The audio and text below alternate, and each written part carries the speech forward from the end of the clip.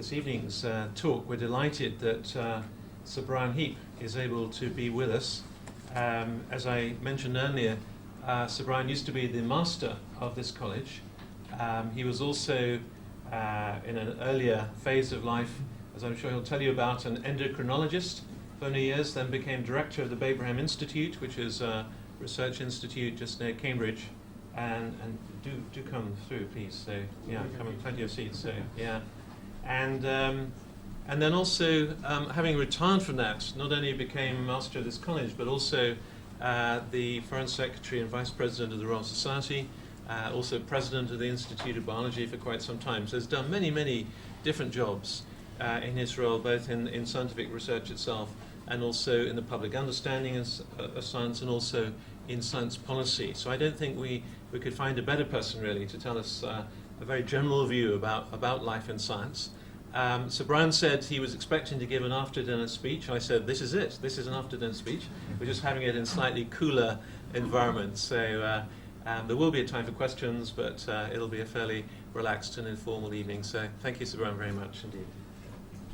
Thank you very much, Dennis, and thank you for the invitation. It's a pleasure to be here and to take part at the beginning of this new summer course. And may I just add my own welcome to you all to St Edmund's College. And no doubt you'll find out more about the college as time goes on. It's got an interesting history, and particularly now that it's been possible to come together and form this initiative, this new initiative in science and religion, which Bob White and Dennis Alexander are spearheading. It's an exciting initiative because I think it illustrates the way in which science and religion are beginning to have a much stronger emphasis these days than they have previously, and the interaction and the intersection between the two. Of course, it's always existed, but if you've looked at this week's Nature, you will have noticed how prominent it has become, that it's got a leader in the current issue of Nature, drawing attention to the book that Francis Collins has just published. And then there's an article in Nature about Francis Collins, who of course is the leader of the Human Genome Program in the USA, and a person who takes a very clear position as a Christian. He was an atheist, but he was converted while he was a medical student.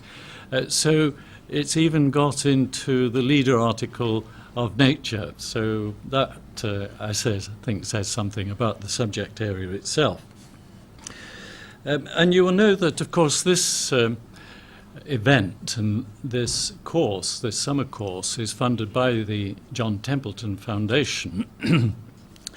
And you're probably familiar with the fact that Sir John, who is the founder of the foundation, of course, awards an annual Templeton Prize, which is always set at a value higher than the Nobel Prize. And Sir John, who is now aged 93, tells the story of the way in which, of course, science is extremely important in everyday living. It's a crucial area of our life today. But there is an even more important aspect which can lead to spiritual discoveries and discoveries about God. And consequently, the Nobel Prize that was awarded this year to John Barrow, who is a cosmologist here in Cambridge, was worth $1 million, whereas the Nobel Prize was, I think, 10% lower.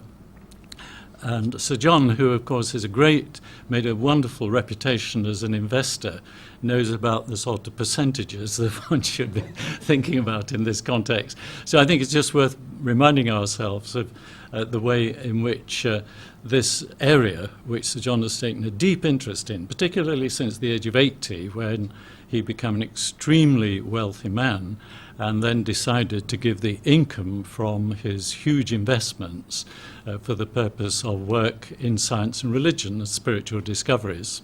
And so today he gives something of the order of $50 million per annum just for work throughout the world, and particularly in North America and Europe.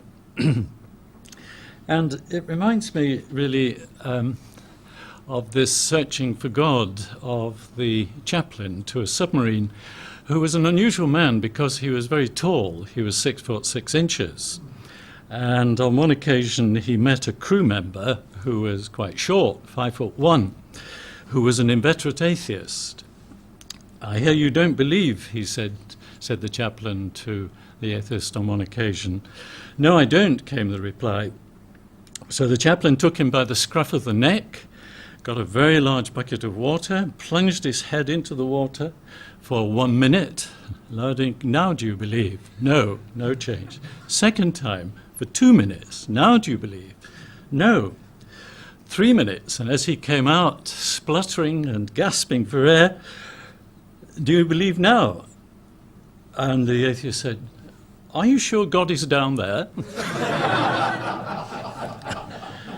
So the science and religion does bring us to a point where we can look at aspects to do with searching for God and spiritual discoveries, because they're often seen in conflict, as I'm sure we're all aware, and they're often seen as irreconcilable by fundamentalists of both extremes, both those who would profess a religious position and those who would profess an extreme scientific position, and I don't need to mention any names. And so topics such as when and how did the universe begin, when did life begin and how did it begin, these are areas where very often we find there is conflict between these two sides. But others speak of science and religion responding radically to different questions. So the questions are either why questions or they're how questions, and some people draw a very sharp line between the two. Yet others think that religion at a deep level can support and nourish the entire scientific enterprise. And so here's a third and very different view, of course, and this has been called the conversation approach. And it's one that where religion is seen as embracing or supporting the scientific effort to make sense of the world in which we live and of the universe. I suppose if we examine ourselves, many of us will have moved through those phases, perhaps during the course of our lives. And I noted, thinking about it myself, that I left school at the age of 16. I'm not a particularly good advert for the present UK government, which wants everybody to stay on till at least 18. I left because I'd completed my 3 A-levels in art subjects and became bored waiting to go to university, so I went and did other things instead. And I went back to university later and took the equivalent A-levels in sciences. So I took my switch to science. I'd pursued arts at school because my father was a chemist and he was a person who was deeply involved in industry, but advised me not to get into industry. So I reacted, and consequently that was the reason why I felt I was going to go into a career that was to do with arts, but that was not to be the case. And I eventually took a course that led to a PhD in animal physiology.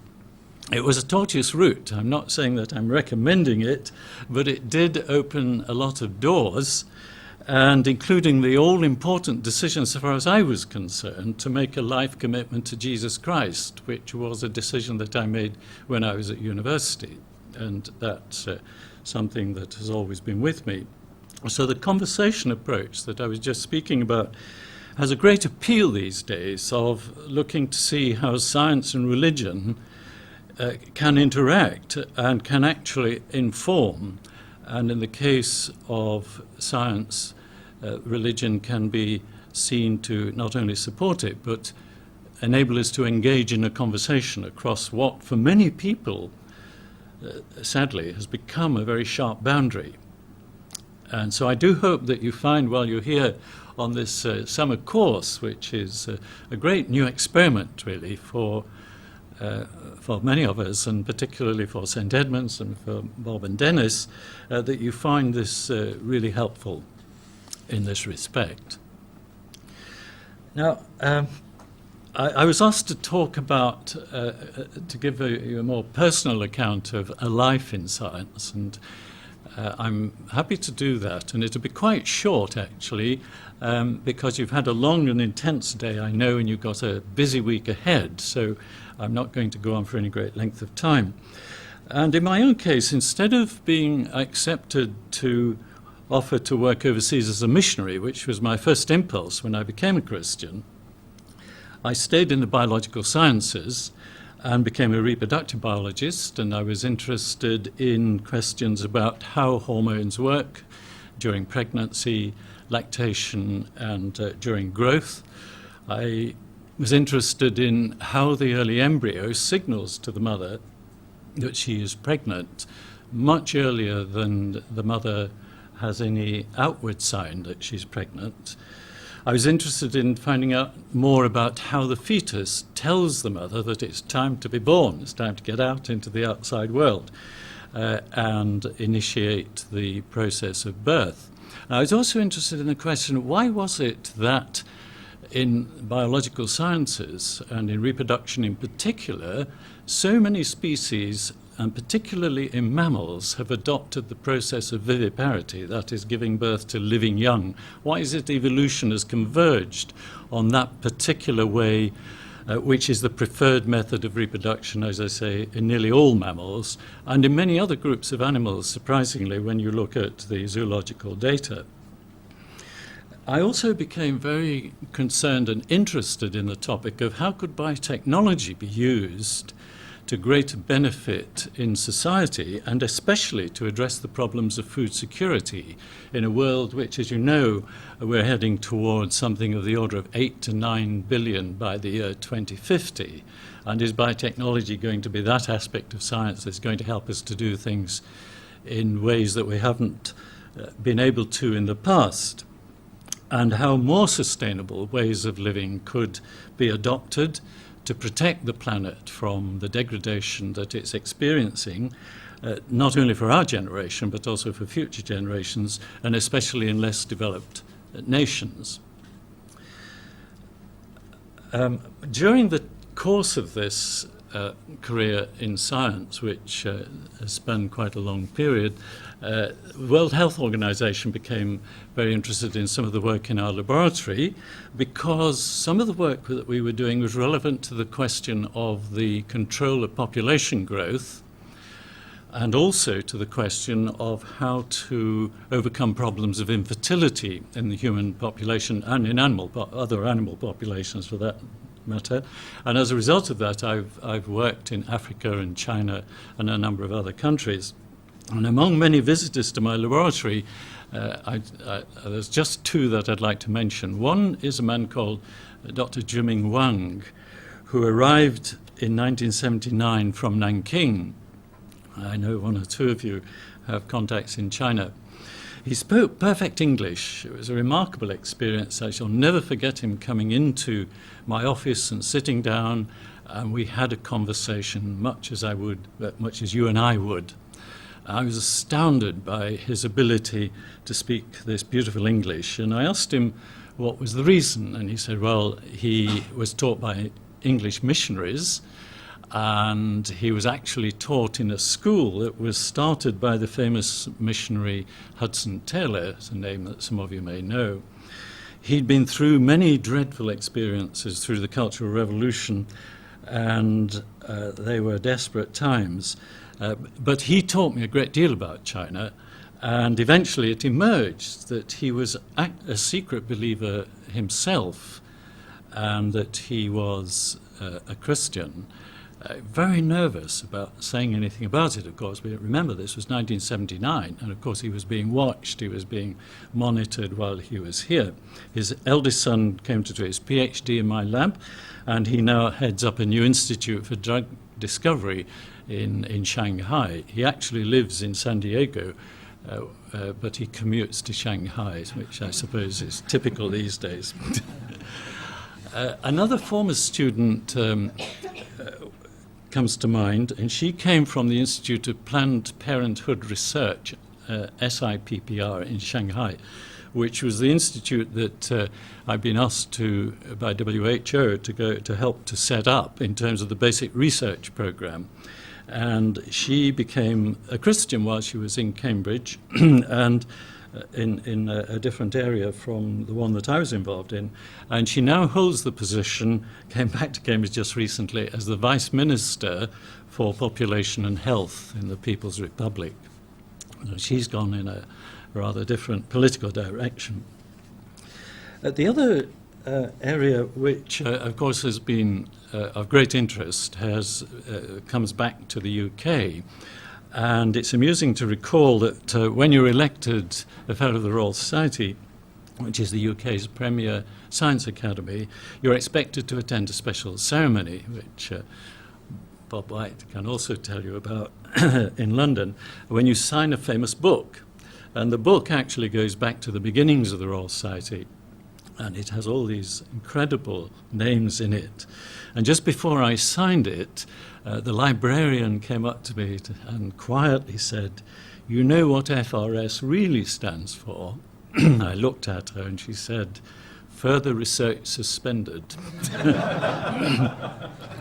And in a sense, though it's not the case with Bob, I hasten to add, in a sense that was somewhat true in my case, because I was subsequently elected, as Dennis said, Vice President and Foreign Secretary of the Royal Society. And I remember on one occasion, because as Foreign Secretary you have to travel a great deal, but I remember on one occasion a dinner in London, I was introduced as an active Foreign Secretary to a former Foreign Secretary whose name was Sir Malcolm Rifkin. Malcolm Rifkin, for those of you who don't know British politics, you will know Mrs. Thatcher. Well, Malcolm Rifkin was her Foreign Secretary, and of course he'd long retired. So he turned to me and he said, "Where did you get that title from?" To which I replied that in 1660, Charles II established the Charter for the Royal Society, and because, of course, it is the oldest continuing scientific society in the world, not the oldest, but the oldest continuing, and he formalised the establishment of the Royal Society, and about 50 years later they thought it would be quite a good idea to have a secretary called the Foreign Secretary, dealing with all international affairs. And about 100 years later, the British government thought it was rather a good idea. Now, as you know, and as we're all very much aware, science has become increasingly concerned in a face-to-face way with ethical issues, particularly for those of us who work in the biological sciences. And during my time as Vice President, we were confronted with GM crops, stem cells, in vitro fertilization, of course, which was on the go in any case, cloning, animal experimentation, biological weapons, environmental degradation, food security, and a few others. And these seem to come up week after week in rapid profusion. And of course, that continues even to the present. But in bringing values to bear on public life, we must recognize the limits of science and science advice. There's a lovely story of over a century ago when there were Fellows of the Royal Society cautioned the government, this was the early days of science advice, about the danger of travelling on trains at more than 30 miles an hour.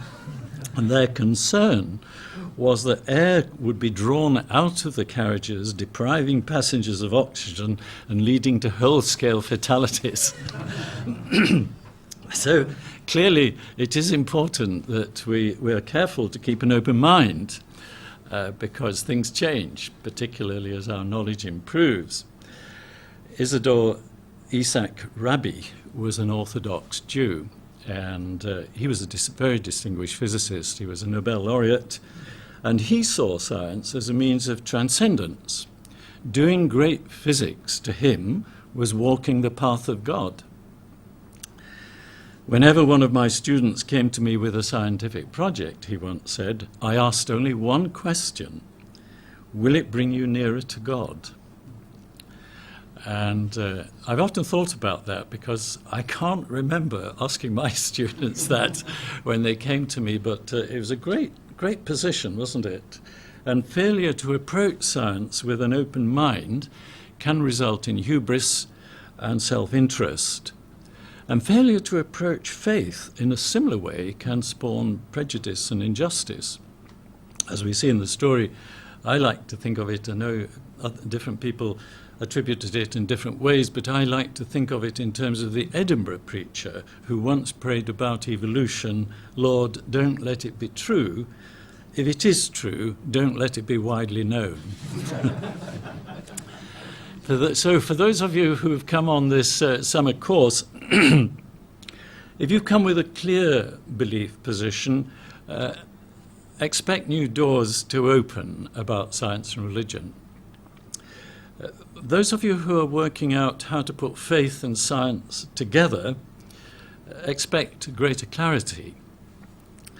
For those of you who are unsure whether science and faith can live together at all, prepare to be challenged. But for all of us, whether we have faith or a little faith or no faith, the course promises to help discover deeper implications of how our lives and our thinking can be strengthened and made more robust in a complex, though beautiful world. But it is a world that urgently needs attention. And I think I'd like to stop there. I think I've spoken long enough. Thank you very much.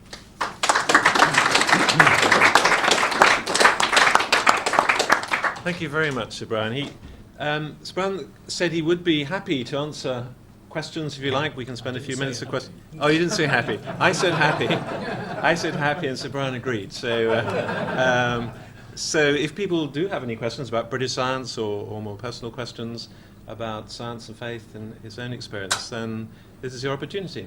So does anyone want to ask anything in particular? Well, no, it's not a... Could I just ask you one question? Yes. You came to faith or... Mic, please. Can you use the mic? Yes, and stand for the mic. Could I just ask you one simple question? You said you came to your faith or grew strong at your university stage. Did science have an influence on that, or was it independent? No, I don't think it did. Not at that stage.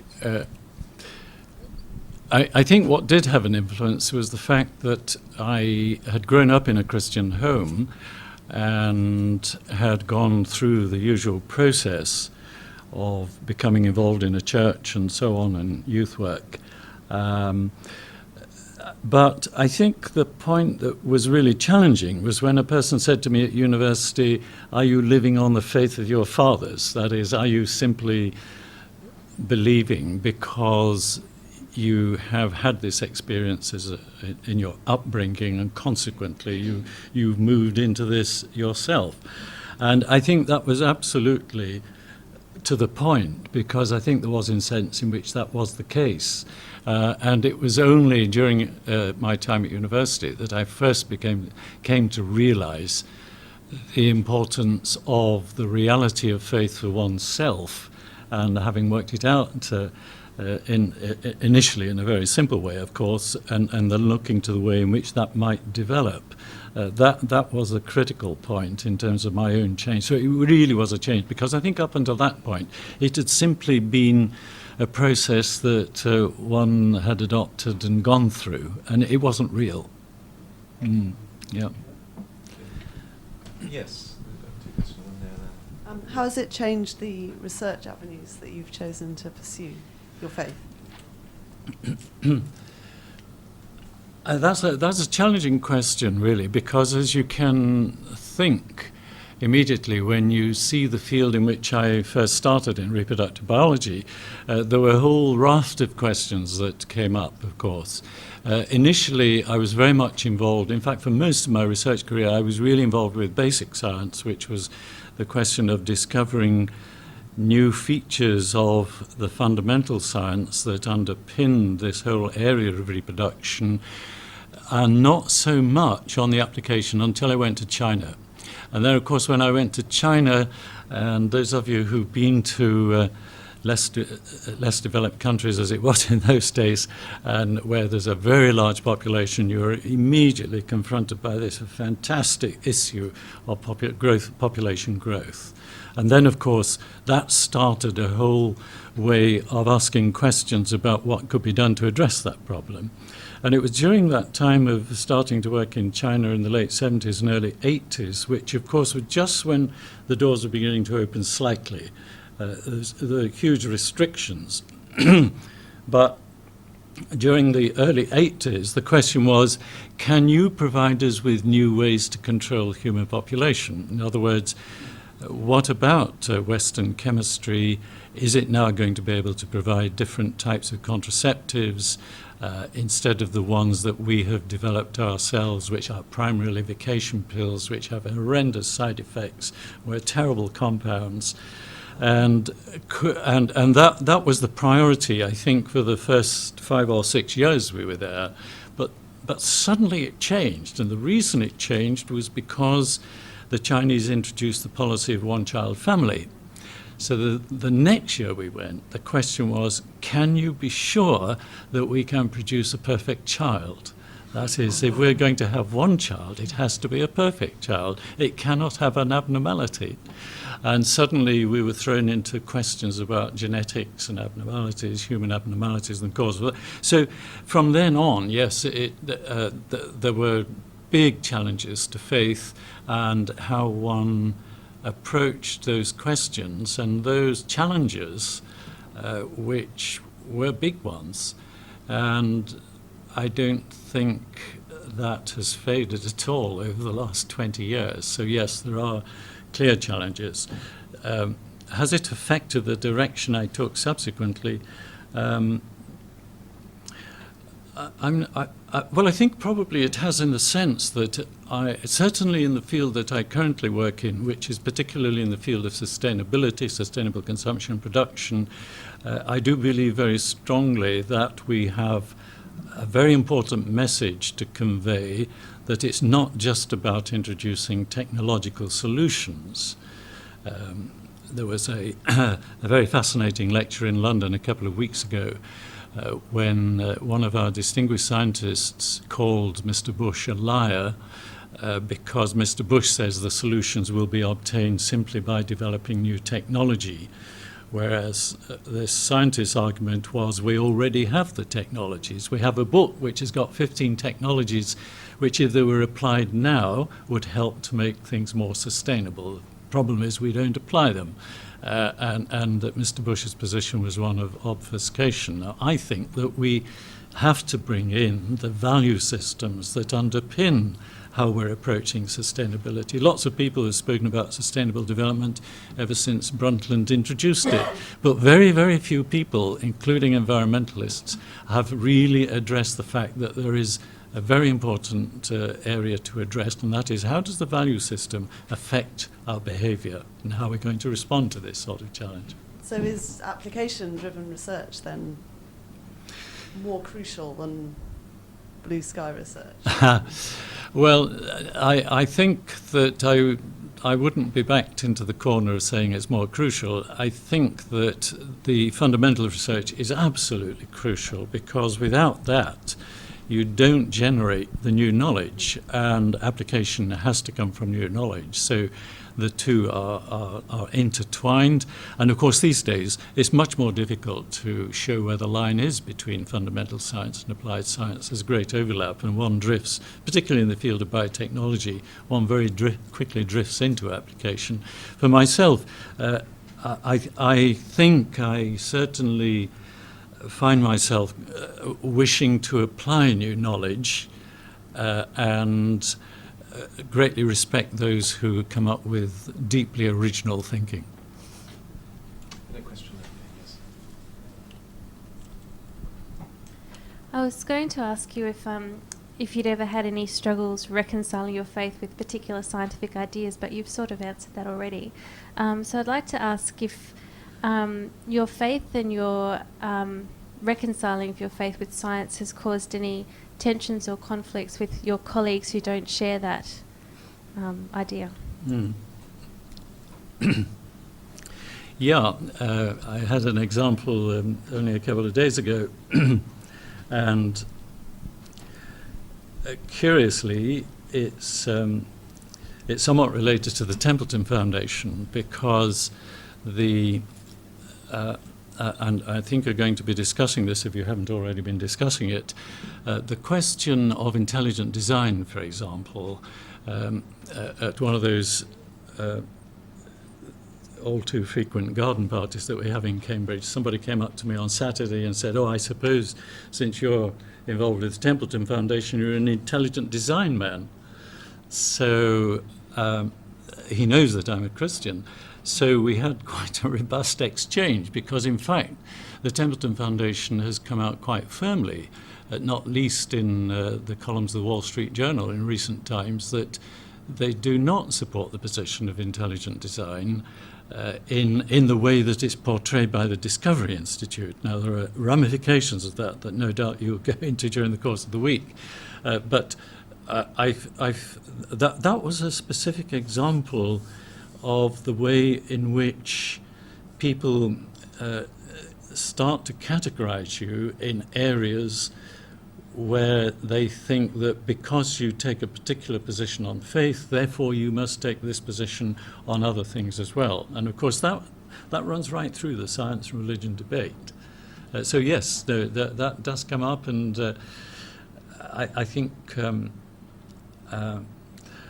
I think that we certainly have to be prepared, obviously, to respond to our own thinking, but at the same time, I find it extremely important to see we can engage with such people rather than presenting a black and white scenario which suggests that we've thought all those difficult problems through, because certainly in my case that is not so, and there are often questions and things that I benefit from by discovering the other person's position.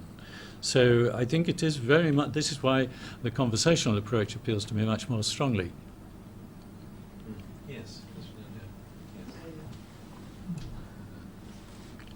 Sir Brian, I was hoping to ask a question relating to faith and, well, perhaps science on the practical side, in the more engineering side, which I work in. Because I look back, actually I left school at 15, I beat you by a year. But any more confessions? yes, I always tell my students when they go on about these A-levels, don't worry about it too much, lads. You can get by actually without these things. But of course the system it makes it more difficult now than it used to in those days. But so one's looking back over 40 years. I've also been very active in my church. And so you look back, as I'm sure you do, and you say, now what's been happening in my country for the moment about the two areas that I've spent a good deal of my attention and made a contribution to. And there is a degree of disappointment, because I have to say I've seen in my church, as we've seen in all the churches, declining interest in religion, and we know that, and you know the figures as well as me, and it's an indisputable fact that we are in what shall we call a downturn, or whatever the magic phrase is. And that's been going on, and if anything, it's been accelerating. And that, notwithstanding all the wonderful work that's been done. Then you look to engineering, now of course to a degree or isolated from the problems the rest of us have in ordinary universities. But nonetheless, you're well aware of the difficulties we have in attracting, for want of a phrase, the bright youth of our coming up through the system into science, and in particular engineering. We've been closing engineering schools. You say, dear me, all this work we put in, and we've done good work, and the people don't want it, and you do get disappointed. It doesn't matter how well you've worked, that's life. And then you think to yourself, maybe there's some link between those two downs. So I'd like you to comment, therefore, from your experience, perhaps a little rumination of how you see things, in the wider community. I don't say people should have a Christian faith necessarily, but this belief that there's meaning in life and so on and so forth. Do you think that's had some impact upon what's happened in our ability to get young people to see the excitement and the interest and etc. between these two areas of our lives, which have both been, in our own country, regrettably, in a declining interest area? I think the one response I would make to that is that it is a temptation, I think, to drift into that area of thinking. I found myself doing exactly the same and commenting and looking at those correlations. However, on the other hand, I think we can also see that there is an enormous amount of creativity that still exists. Now, it may not be in quite the lines that we have experienced over the past decades, but I was very struck recently at a conference I went to a couple of weeks ago, which was actually on the subject of transforming the world. It was a Christian conference. And what struck me about that was that of the 120 or so people who were present, and most of these are theologians, incidentally, the majority, that is at least 80, were under the age of 45. Now, that was a surprise to me, because certainly in those conferences it's usually the older group who have a particular interest. And I do think that we have to look to the way in which there may be new things that are starting to happen, and that we are needing to look at doing things in different ways. Just thinking about the local scene, although, as you say, in certain subjects there has been a decline, and that's even occurred in Cambridge, the upsurge in certain other areas is dramatic. In the biological sciences, for example, which met together last week, there were 2,000 people who are associated with biological sciences in Cambridge, which is a number that has expanded enormously, and it reflects the way in which the science has changed, the priority has changed, and what's also particularly interesting is that a number of the people who are now identifying themselves with biological sciences are coming from engineering, from physical sciences, from informatics, from computer science, from disciplines that previously would not have had linkage with the biological sciences. Now, I think we have to be cautious and look to the encouraging signs that are maybe pointing to things that are really very different from how we saw it when we first started in our research careers. There's a question at the back. If you could pass the mic back. Okay, I'm from China. So first of all, Ni hao. I would like to thank you for all the work you have done in China. My question is, China has always been an atheist society, and so the scientists believe that, having a faith may actually interfere with your research work. That is actually very true, because I'm working on the medical campus of Peking University, and the people around me are doing biomedical research, and I think they are mostly concerned just discovering like laws of life without any thought of what is the purpose of life or something like that. Mm-hmm. They are just basically there to research on the rules without a spiritual dimension, I would think. And also, people actually don't believe that. If you want to be a serious scientist, you have to. Maybe I should say, if you have a faith in a certain religion, you cannot be a serious scientist. So I would like to see whether having a faith enables you to be a better scientist or a worse scientist. Okay, thank you. That's a big question. How long have we got? Now, Dr. Alexander will talk to you later about the work, the work that he has done on looking at the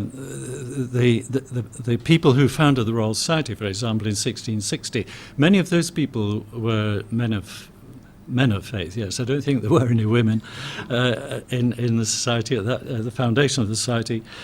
So historically, we have a very clear view that people of faith have often been involved in very significant, very substantial scientific endeavours.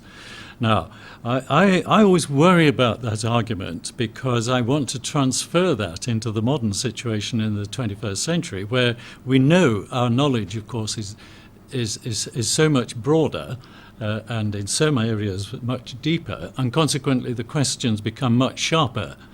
And so I think that there's an area there we have to think through very carefully.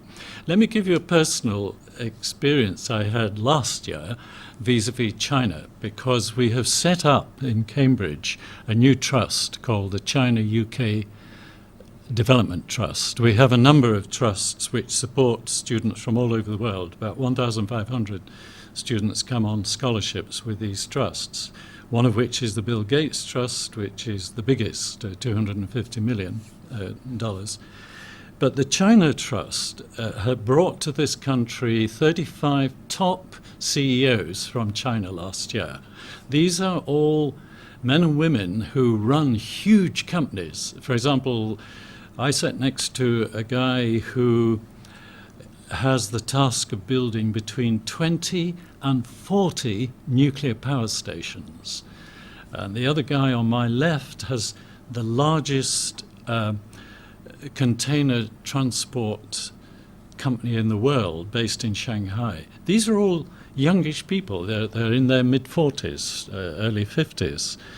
I was asked, they're given a course in Cambridge. They come for 6 weeks. They're coming again this year in September. They have 2 weeks intensive teaching, a bit like you, for the first 2 weeks. They then have a week in Barcelona, a week in Copenhagen, and then they come back for a final week visiting Gordon Brown and Tony Blair and various people like that.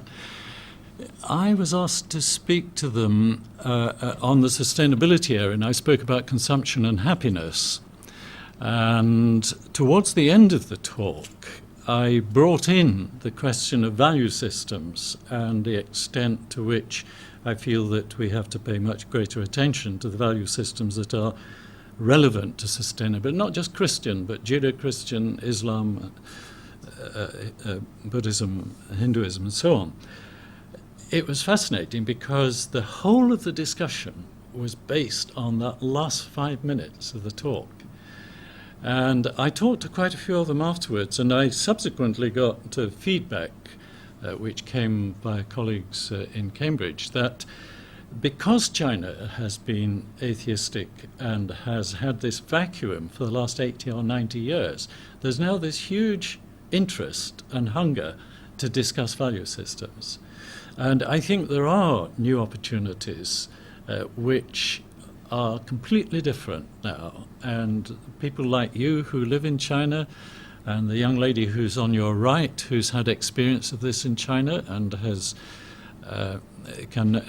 you'll no doubt share experiences. So I think that we have to face this point, and Dennis will tell you some personal examples of people who've come to Cambridge and they've said exactly what you said. How can you be a scientist and a believer? And because they've never actually been faced with the background and the information that allows you to consider these two areas of science and religion side by side. Good. Well, we've covered plenty of ground this evening, and I think we've had a very long day. I think first of all we'd like to thank Sir Brian again very much indeed for spending time with us this evening.